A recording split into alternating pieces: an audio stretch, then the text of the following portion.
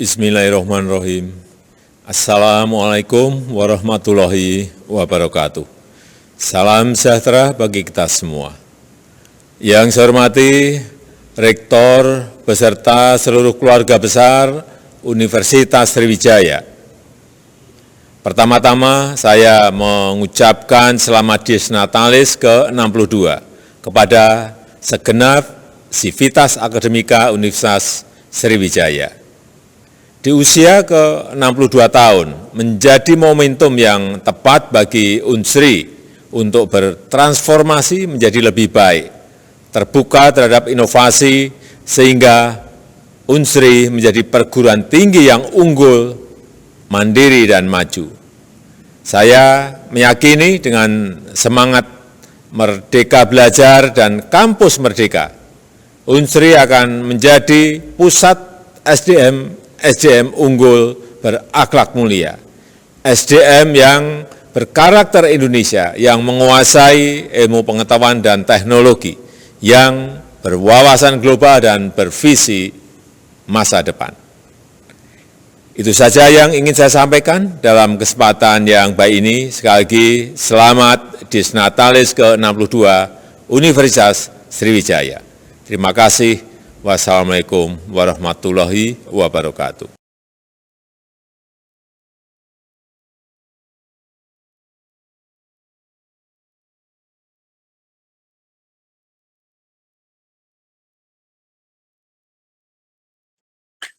Assalamualaikum warahmatullahi wabarakatuh. Salam sejahtera bagi kita semua. Om Swastiastu, Namo Buddhaya, salam kebajikan, Rahayu. Pemanfaatan informasi teknologi yang menjadi tema Dies Natalis Universitas Sriwijaya yang ke-62 merupakan elemen penting dalam upaya kita melakukan transformasi sistem pendidikan melalui gerakan Merdeka Belajar. Berkat penggunaan teknologi, 123.000 mahasiswa kita telah memperoleh pengalaman nyata belajar di luar kampus, dan 2,7 ribu mitra telah turut berkolaborasi dengan pihak kampus. Pencapaian program Kampus Merdeka ini merupakan bukti pentingnya teknologi dalam mewujudkan kolaborasi antara perguruan tinggi dan dunia industri. Pada kesempatan yang baik ini, saya ingin mengapresiasi partisipasi Universitas Sriwijaya dalam berbagai program Kampus Merdeka untuk memberikan kesempatan pada mahasiswa kita memperoleh haknya belajar di luar kampus secara aktif, menjalin kerjasama dengan berbagai pihak demi terpenuhinya aspirasi mahasiswa kita. Selamat Dies Natalis ke-62 untuk Universitas Sriwijaya. Jadikan peringatan ini sebagai momentum menerapkan teknologi dalam proses pembelajaran secara holistik untuk kemajuan kampus, serta menciptakan para pelajar Pancasila, yakni SDM yang cerdas berkarakter dan siap bersaing di panggung global. Terima kasih. Wassalamualaikum warahmatullahi wabarakatuh. Om Shanti Shanti Shanti Om. Namo Buddhaya.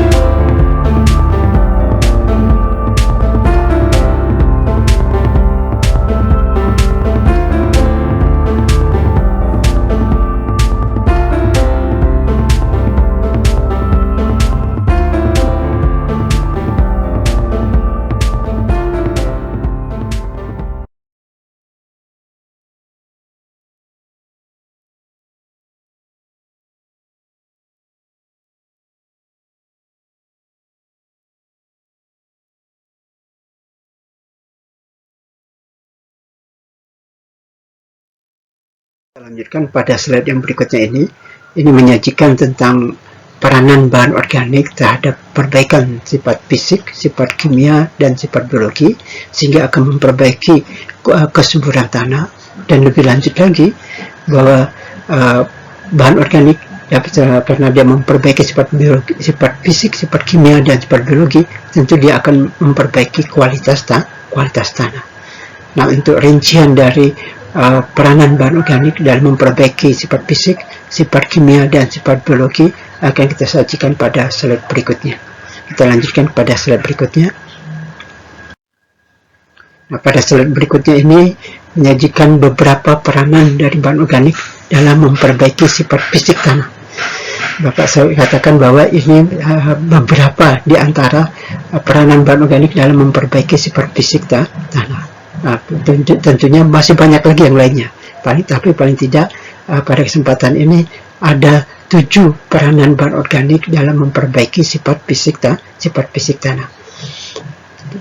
Salah satu yang pertama adalah dengan pemberian bahan organik maka akan merangsang granulasi agregat tanah.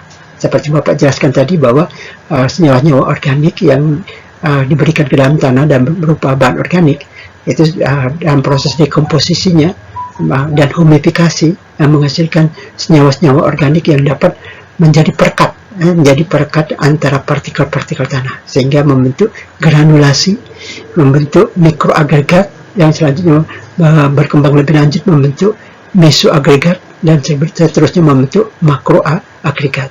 Itu peranan pertama dari bahan organik terhadap perbaikan sifat fisik tanah, yaitu merangsang granulasi agregat tanah sehingga antar partikel tanah satu dengan yang lainnya disatukan, direkat oleh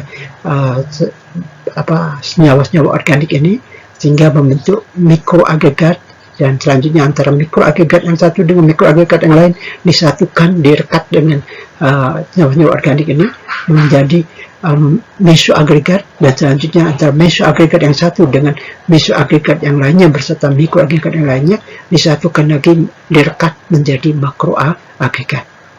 Nah, sedangkan peranan bahan organik yang kedua terhadap perbaikan sifat fisik tanah adalah lebih lanjut. Jadi setelah terbentuk agregat-agregat tanah, maka agregat tanah yang satu dengan agregat tanah yang lain diikat kembali oleh keberadaan nyawa-nyawa organik yang dihasilkan dari proses dekomposisi dan humifikasi sehingga terbentuklah struktur tanah. Dan salah satunya terbentuk struktur tanah yang mudah untuk diolah,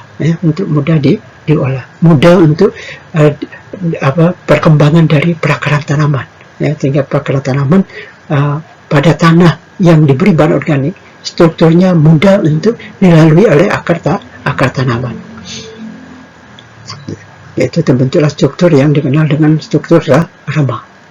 Nah, selanjutnya peranan bahan organik tanah terhadap perbaikan sifat fisik tanah yang lainnya adalah bahwa bahan organik tersebut dapat menurunkan plastisitas dan kohesi tanah. Tanah, terutama pada tanah liat, tanah clay. Pada tanah clay, pada saat basah, habis hujan, dia melalui proses kohesi yang kuat satu dengan yang lain, dan membuat sulit untuk diolah. Semalam kesulitan untuk diolah karena terjadi alat-alat yang menggunakan untuk mengolah tanah tadi mengalami kesulitan, kesulitan.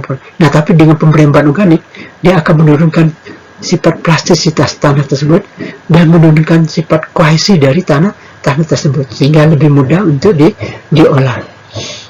Dan berikutnya peranan bahan organik yang keempat adalah meningkatkan daya menahan air sehingga drainase tidak berlebih, kelembaban dan temperatur tanah menjadi lebih stabil. Kita tahu bahwa dengan pemberian bahan organik dalam tanah, maka bahan organik ini mampu pada saat hujan dia mampu menyerap air lebih banyak. Dan pada saat hujan sudah stop, tidak terjadi lagi hujan, air yang sudah diikat oleh bahan organik yang ada dalam tanah ini bisa dipertahankan lebih lama. Sehingga pada saat terjadi drainase, air tadi tidak ikut terdrainase sehingga tidak terjadi drainase yang berlebih. Dan selanjutnya juga karena bahan organik tadi mampu menahan air ini lebih lama di dalam tanah, sehingga menjadikan tanah tetap lebih lembab, tetap lebih lembab, dan temperaturnya pun lebih stabil. Nah, kondisi ini sangat membantu dalam pertumbuhan dari akar tanaman. Jadi peran keempat dari bahan organik terhadap perbaikan sifat fisik tanah adalah meningkatkan daya menahan air. Sehingga tidak terjadi drainase yang berlebih, dan juga bisa menjaga kelembaban tanah dan menjaga temperatur agar tetap stabil, sehingga tanahnya lebih lembab dan temperaturnya lebih stabil. Dan peranan yang kelima dari pemberian bahan organik ke dalam perbaikan sifat fisik tanah adalah pemberian bahan organik mempengaruhi warna tanah. Seperti yang kita ceritakan di awal tadi, bahwa pada tanah-tanah mineral yang diberi bahan organik, maka pemberian bahan organik tersebut akan mempengaruhi perubahan warna dari tanah mineral. Di mana tanah mineral semula berwarna coklat akan berubah warna menjadi makin hitam, makin gelap. Itu peran kelima dari pemberian bahan organik, yaitu mempengaruhi warna tanah, sehingga warna tanah menjadi lebih coklat, dan makin tinggi bahan organik, warna tanahnya akan menjadi lebih hitam. Sedangkan peran yang berikutnya dari bahan organik terhadap perbaikan sifat fisik tanah adalah dengan pemberian bahan organik mampu menetralkan daya rusak butir-butir hujan, sehingga mengurangi erosi. Kita tahu dengan pemberian bahan organik, nyawa-nyawa organik tadi mampu merekat antara partikel tanah yang satu dengan partikel tanah yang lainnya, sehingga membentuk agregat-agregat tanah. Apabila terjadi hujan, ada tumbukan antara air hujan dengan tanah. Pada tanah yang tidak diberi bahan organik akan mudah menghablur, akan mudah terlepas dan tererosi. Tapi dengan adanya pemberian bahan organik, antara partikel-partikel tanah tadi diikat dengan lebih kuat, sehingga begitu karena tumbukan dengan hujan, dia tidak mudah lepas, dan sehingga tidak mudah tererosi. Nah, dengan pemberian bahan organik itu salah satu cara untuk mengurangi terjadinya erosi pada tanah-tanah yang di daerah yang belereng. Dan selanjutnya juga dengan pemberian bahan organik itu yang ketujuh, yaitu pemberian bahan organik juga mengurangi terjadinya pencucian, mengurangi terjadinya pelindian dan atau pencucian. Karena pada saat pemberian bahan organik akan mengikat memiliki energi yang mampu mengikat lebih kuat, sehingga tidak tertahan dan tidak tercuci, sehingga tertahan dan tidak tercuci, sehingga terjadi pengurangan terhadap proses pencucian dan pengurangan terhadap proses pelindian. Jadi lebih kurang ini ada 7 peranan dari pemberian bahan organik terhadap perbaikan sifat fisik tanah. Seperti Bapak katakan tadi, bahwa pemberian bahan organik tidak hanya ke-7 ini perbaikan sifat fisik tanah, tapi lebih dari itu, lebih 7. Silakan adik-adik telusuri lebih lanjut lagi di berbagai publikasi ilmiah lainnya. Tapi paling tidak sudah mengenali 7 manfaat bahan organik terhadap perbaikan sifat fisik tanah. Berikutnya, peran bahan organik tentu tidak hanya memperbaiki sifat fisik tanah saja, tapi juga bisa memperbaiki sifat kimia tanah dan sifat biologi tanah. Nah, untuk peranan bahan organik terhadap perbaikan sifat kimia tanah akan kita bahas pada slide berikutnya. Pada slide berikutnya ini, pada slide yang berikutnya ini menjelaskan tentang beberapa peranan dari pemberian bahan organik ke dalam tanah dalam perbaikan beberapa sifat kimia tanah. Yang pertama, pemberian bahan organik ke dalam tanah dapat meningkatkan unsur hara tersedia,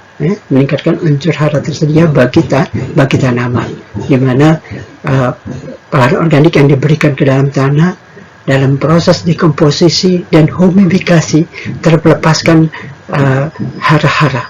Nah, hara-hara yang terlepaskan ini adalah hara-hara yang tersedia buat akar tanaman, sehingga pemberian bahan organik dapat memperbaiki salah satu sifat kimia tanah, yaitu meningkatkan hara tersedia bagi tanaman yang dihasilkan dari proses pelepasan saat terjadinya proses dekomposisi dan humifikasi dari bahan organik.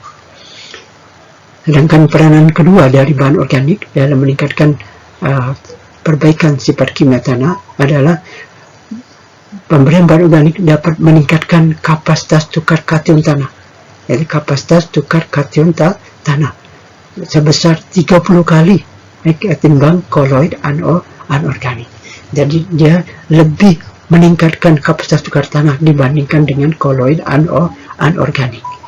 Kita tahu bahwa pemberian bahan organik di dalam tanah akan mengalami proses dekomposisi, dan dalam proses dekomposisi tadi akan menghasilkan dilanjutkan oleh proses humifikasi dan dihasilkan humus, dan humus tadi yang ukurannya kurang dari 1 mikrometer itu bersifat koloid yang dikenal dengan koloid organik, dan koloid organik ini memiliki muatan negatif yang jauh lebih tinggi, di mana muatan negatifnya terbentuk apabila terjadi hidrolisis dari gugus-gugus fungsionalnya. Gugus-gugus fungsional yang dari senyawa-senyawa organik tadi bisa dari gugus fungsional karboksilat COOH. Apabila pelepasan H, maka terbentuk COO-1, terbentuklah muatan negatif di situ. Begitu juga bisa pada gugus fenol OH, begitu hanya terlepas maka O-1 terbentuk muatan negatif. Karena di senyawa organik yang berasal dari bahan organik ini memiliki gugus-gugus fungsional yang cukup banyak, sehingga dia mampu membentuk muatan negatif yang lebih banyak, sekitar 30 kali lebih banyak dibandingkan dengan koloid anorganik, sehingga mampu meningkatkan kapasitas tukar kation tanah tersebut 30 kali lebih besar dibandingkan dengan koloid anorganik. Dan berikutnya peranan bahan organik yang ketiga adalah menurunkan muatan positif tanah. Jadi kita tahu tadi bahwa bahan organik di dalam tanah ada muatan positif, terutama yang berasal dari oksida hidroksida Al dan oksida hidroksida Fe, serta dari kation Al dan kation Fe yang reaktif di dalam tanah.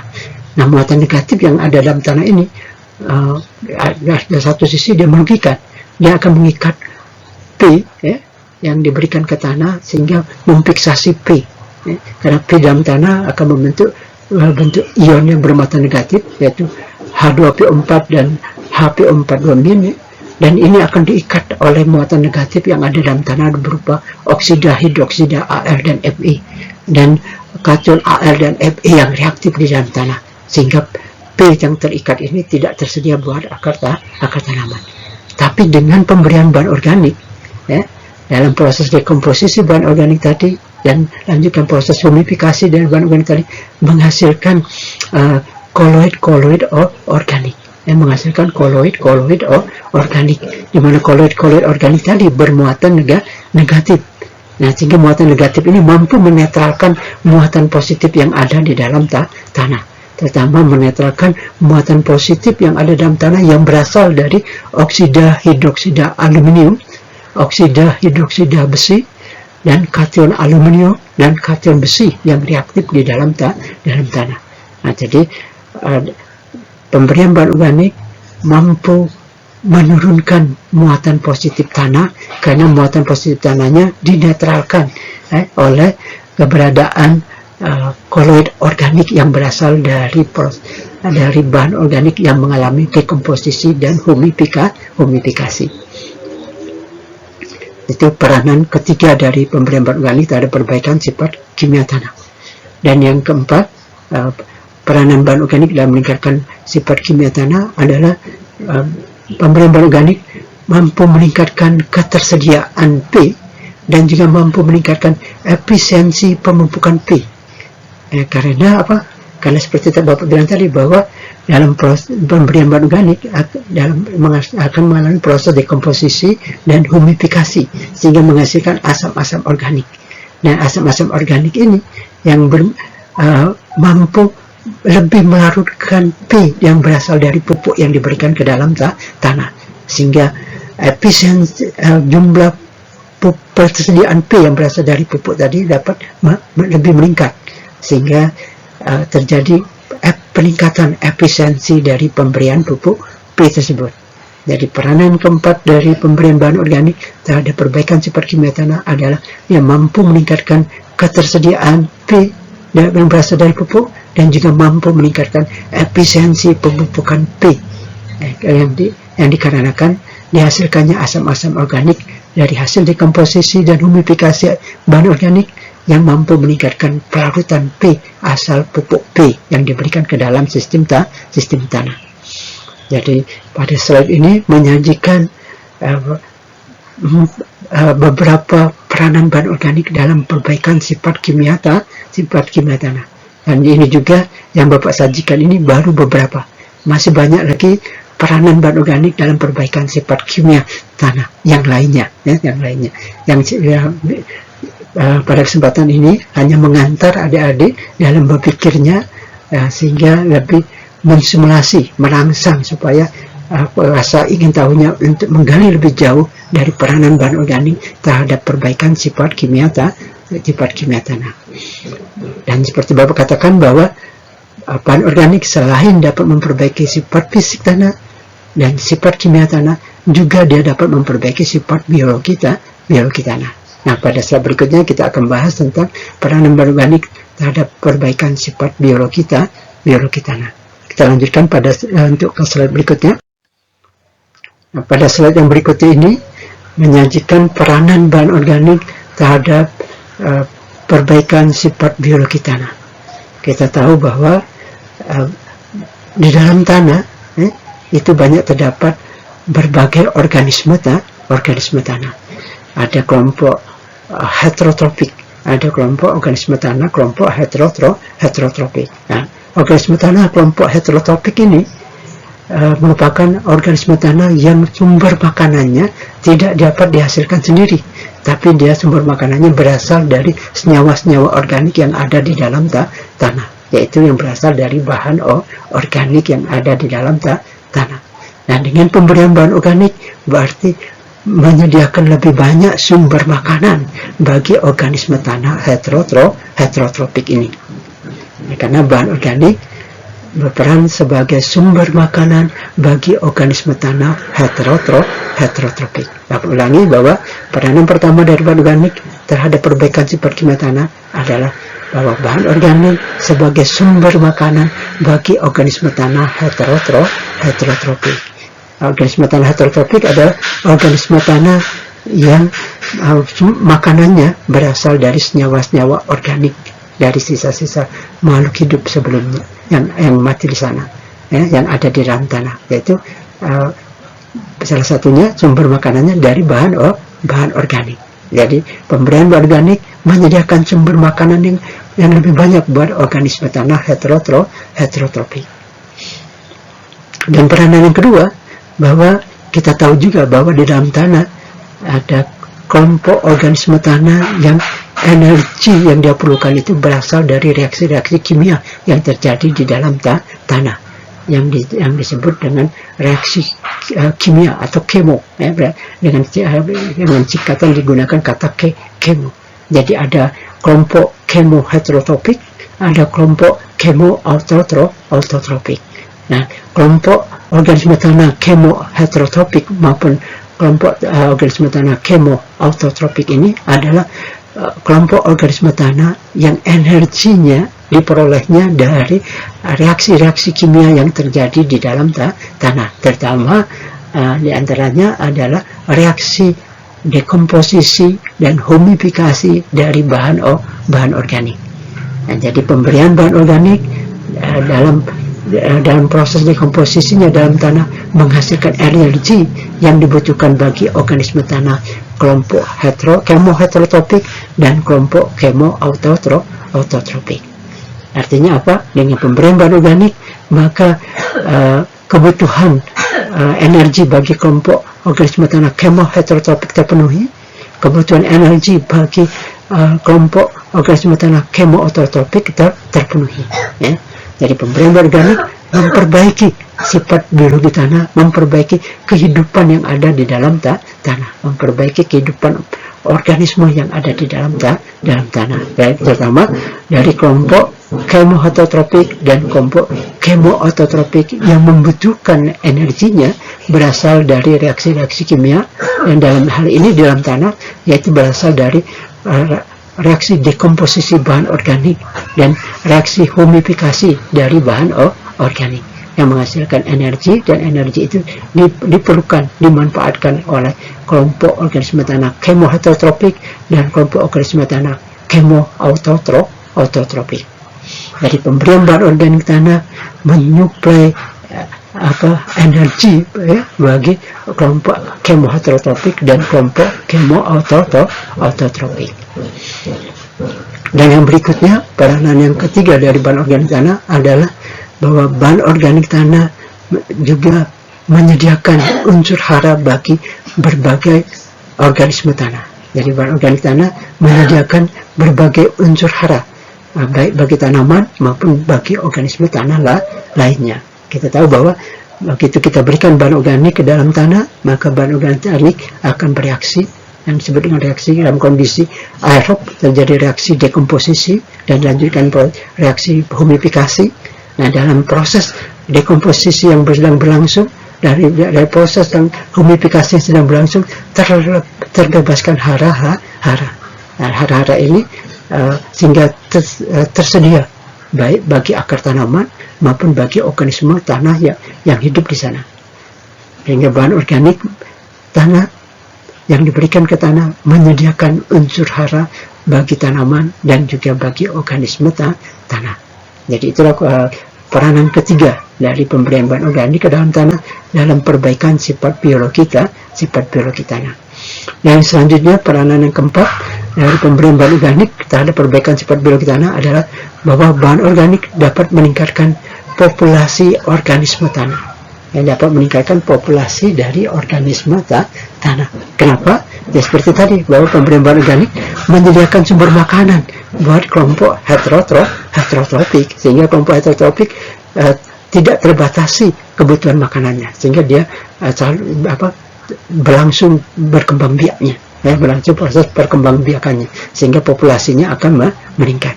Selain itu juga pemberian bahan organik menyediakan energi buat kelompok organisme tanah kemoheterotropik dan kelompok kemoautotropik, sehingga kebutuhan energi bagi organisme tanah kelompok kemoheterotropik dan kelompok kemoautotropik tidak terbatasi atau tercukupi, sehingga populasi dari kelompok organisme tanah kemoheterotropik dan kelompok organisme tanah kemoautotropik akan juga meningkat populasinya.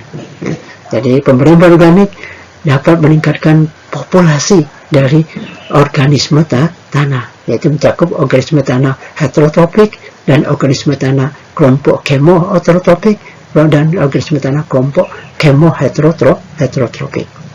Dan yang berikutnya adalah pemberian yang kelima, peran yang kelima dari pemberian bahan organik terhadap perbaikan sifat biologi tanah adalah pemberian bahan organik dapat meningkatkan keanekaragaman atau keragaman dari organisme yang hidup di dalam tanah. Seperti tadi Bapak utarakan bahwa sumber makanan dari kelompok heterotropik tersedia sehingga dia berkembang biak cepatnya. Selain itu juga kebutuhan energi buat kelompok kemoheterotropik dan kelompok kemoautotropik tersedia sehingga kedua kelompok ini juga berkembang biak dengan pesat. Dan selain itu juga perkembangan dari organisme yang ini, kelompok organisme tanah ini, mereka merupakan penyedia menjadi makanan bagi organisme tanah yang lainnya, sehingga jumlah mereka meningkat, menjadikan sumber makanan bagi organisme tanah yang lainnya juga meningkat, sehingga memberi kesempatan organisme tanah yang lainnya juga terjadi peningkatan populasinya, dan juga memberi kesempatan jenis-jenis dari organisme tanah lainnya untuk hidup dan berkembang biak di dalam tanah, sehingga kehidupan organisme yang ada dalam tanah makin beragam, makin beragam, sehingga meningkatkan keanekaragaman dari organisme yang hidup di dalam tanah tersebut. Jadi dari slide yang ini berarti kita sudah memahami paling tidak 5 peranan dari bahan organik terhadap perbaikan sifat biologi tanah. Tapi Bapak sampaikan juga bahwa peranan bahan organik terhadap perbaikan sifat biologi tanah tidak terbatas hanya ke 5 peranan ini saja, ya. Masih banyak juga yang lainnya. Tentunya yang terjadi di alam lebih komplikatif lagi, ya. lebih beragam lagi, lebih banyak lagi. Tapi belum semuanya yang kita pahami. Ini penyajian di slide ini penyederhanaan untuk memudahkan kita dalam mempelajari hal yang begitu kompleks yang terjadi di alam. Sehingga untuk memudahkannya kita buat penyederhanaan, membagi berdasarkan perbaikan sifat fisik tanah, perbaikan sifat kimia tanah, dan perbaikan sifat biologi tanah. Sedangkan di alam ketiganya ini terpadu menjadi satu kesatuan, ya.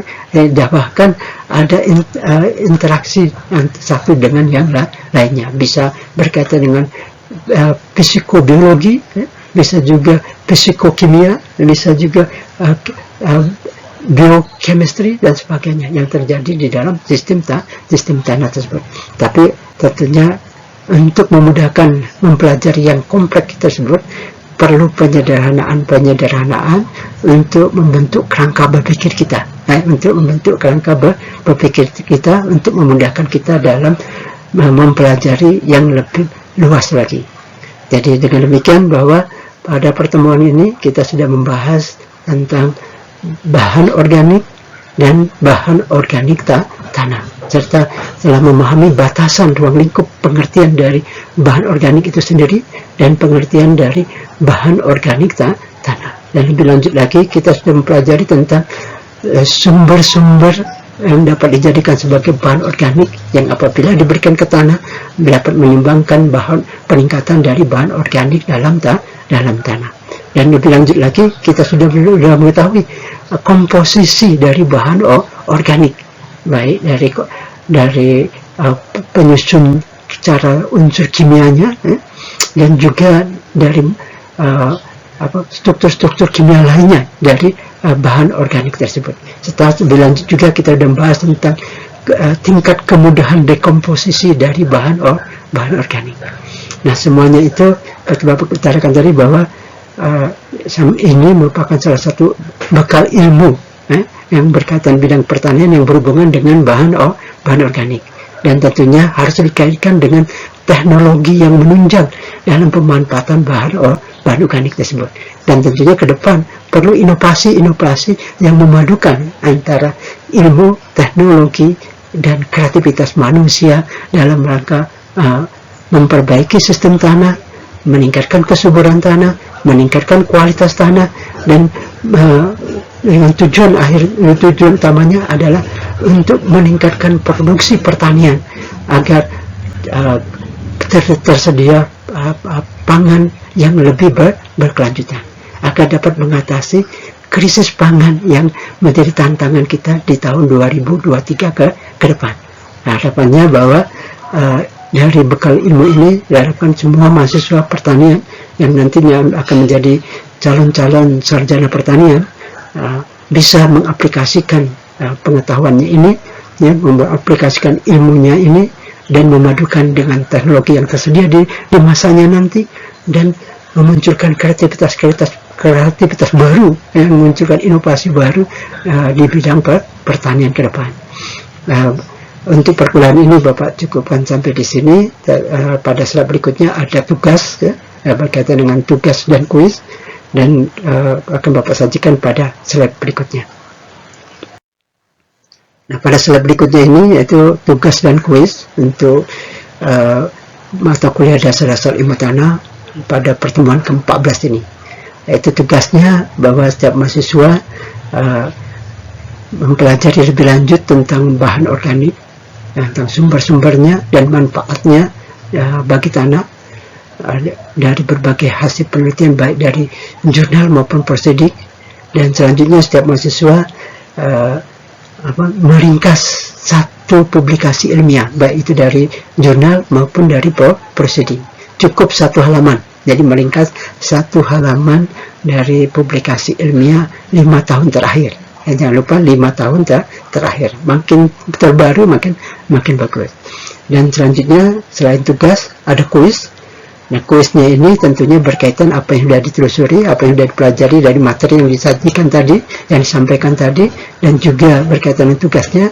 Maka ditugaskan bahwa setiap mahasiswa menuangkan hasil penelusurannya dalam bentuk menyusun 10 pertanyaan. Menyusun 10 pertanyaan. Di mana setiap pertanyaan dilengkapi dengan 5 pilihan jawaban. Setiap pertanyaan dilengkapi dengan 5 pilihan jawaban. Jawaban A, B, C, D, E, dan hanya satu jawaban yang paling benar, dan dicantumkan kunci jawaban yang benar tersebut. Bapak ulangi bahwa untuk materi pelajaran kita hari ini beserta tugas yang diberikan untuk pengkayaan dari wawasan tentang materi hari ini, maka mahasiswa setelah membaca, setelah mempelajari, setelah memahami, diberi kesempatan berupa kuis, berupa menuangkannya dalam bentuk 10 pertanyaan. Menuangkannya dalam bentuk 10 pertanyaan, dengan setiap pertanyaan dilengkapi dengan 5 pilihan jawaban, dan dari 5 pilihan jawaban tadi hanya satu jawaban yang paling benar, dan cantumkan kunci jawaban dari setiap pertanyaan tadi. Jadi setiap soal ada pertanyaan, ada pilihan jawabannya A, B, C, D, E, dan ada kunci jawabannya. Dan ini diberi kesempatan setiap mahasiswa menuangkan 10 pertanyaan. Nah, kenapa berupa menuangkan 10 pertanyaan?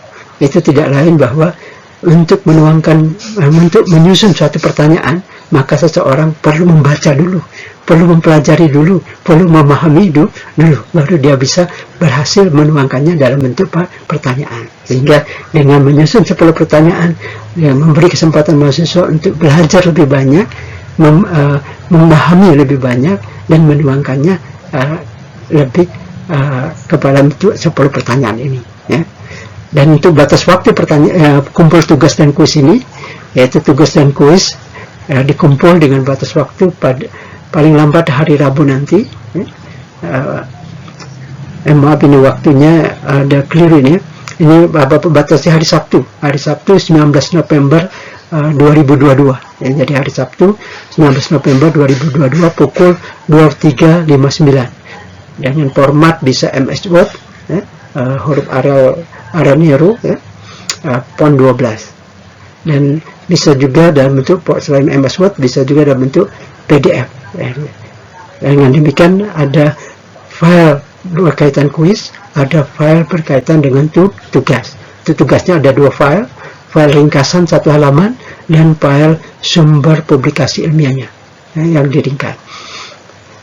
Dan tugas dan kuis ini dikumpul ke alamat email Bapak, yaitu a.majid@fp.unsri.ac.id, dan subjek emailnya jangan lupa cantumkan subjek emailnya, yaitu DDIT, singkatan dari dasar-dasar ilmu tanah, P14 untuk pertemuan ke-14, dan AGB itu adalah jurusan adik-adik semua, agribisnis, kelas B, kelas L02, dan T dan K itu ada tugas dan kuis.